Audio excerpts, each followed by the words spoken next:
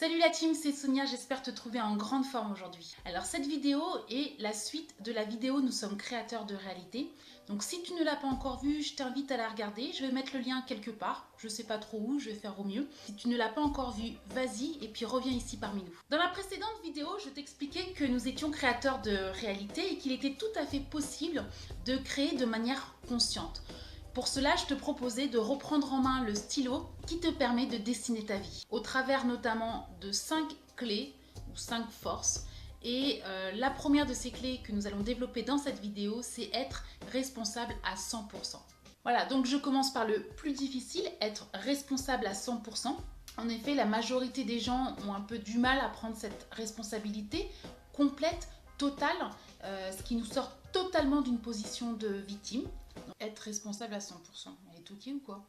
Moi, je sais pas, moi j'ai un travail, j'ai un ami, enfin, pour être responsable, je suis responsable. Mais non, c'est pas ce que je veux dire. Être responsable à 100%, c'est quoi qu'il arrive dans ta vie, tu en es responsable, tu as un pouvoir dessus. C'est comme si tu choisissais d'utiliser ta propre encre au lieu d'utiliser celle de ton voisin. Okay, donc tu vois bien, ton voisin, il veut plus que tu utilises son encre, bah c'est fichu pour toi, t'as plus d'encre du tout. Je comprends pas ton truc là. Bon, ok, c'est pas clair ce que je dis, je te l'accorde. Alors pour ça, je vais te donner un exemple. C'est une petite histoire qui est arrivée à mon fils. Donc voilà, mon fils avait un exposé à faire avec un camarade de classe sur la pollution. Et c'était à faire en dehors des heures de cours.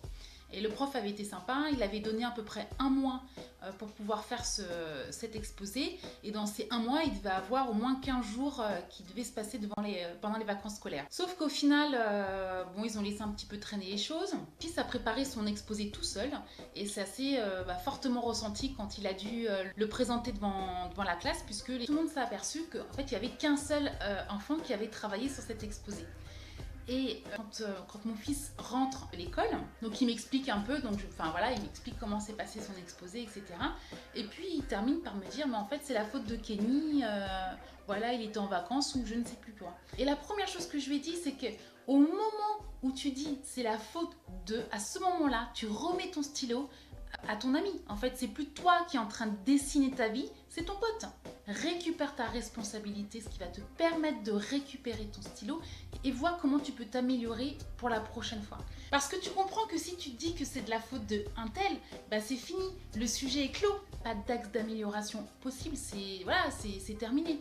Alors que si on récupère sa responsabilité, là tout de suite on peut se dire, bah tiens, qu'est-ce qui s'est passé cette fois-ci qui nous a amené à vivre telle situation et qu'est-ce que je peux faire pour améliorer ça la prochaine fois. Donc par exemple dans le cas de l'exposé, c'est de se dire, dès que le prof donne l'exposé à faire, le sujet de l'exposé avec une date, tout de suite on commence à s'organiser. J'ai envie de te partager une histoire qui m'est arrivée. Alors je tiens tout d'abord à m'excuser parce que c'est une histoire qui parle un peu de sexe et un peu hard, mais vraiment, c'est là où j'ai compris en fait la puissance que c'est de prendre sa responsabilité. C'était à l'époque où je travaillais en entreprise et j'avais des collègues qui étaient plutôt sympas. Et il y en avait vraiment un qui me faisait bien marrer en fait. Il avait un humour assez absurde et vraiment je m'éclatais avec ce type-là. Et un jour, mon collègue décide, comme ça, parce que ça le fait marrer, de m'insulter. Donc il me traite de ça. Voilà, vraiment, c'était pour rire. Que moi ça m'a pas du tout fait rire. Alors du coup j'ai lourdement insisté pour lui expliquer que même pour rire je veux pas qu'on m'insulte. Et au final tous mes collègues qui étaient autour m'ont regardé, mais attends, elle est sérieuse voilà, parce que c'est vrai que je suis plutôt dans la déconne, etc. Bref, au final on s'insultait pour rire. Alors bon c'était cool, hein, je me suis bien marrée, etc. Jusqu'au jour où il me poste un message sur mon mur Facebook. Donc lui il pensait que c'était privé. Et il me poste un message, voilà, pas de soirée libertine pour moi ce soir. J'espère que toi tu passes une bonne soirée. Je t'embrasse ou je te bise, enfin je sais plus quoi, ouais. Donc voilà, je me retrouve avec un message super sympa sur mon mur, donc que j'ai supprimé rapidement. Mais voilà.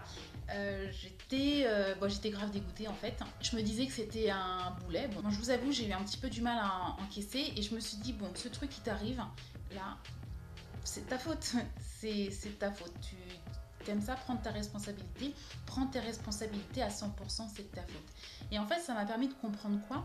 Ça m'a permis de comprendre que à la base, si j'avais accepté de paraître super sérieux, super coincée auprès de mes collègues, que je m'étais assumée en fait, que j'avais assumé qui j'étais, que ce soit en déconnant ou pas, bah, finalement ils m'auraient jamais insulté et je n'aurais pas eu de message sur mon mur Facebook.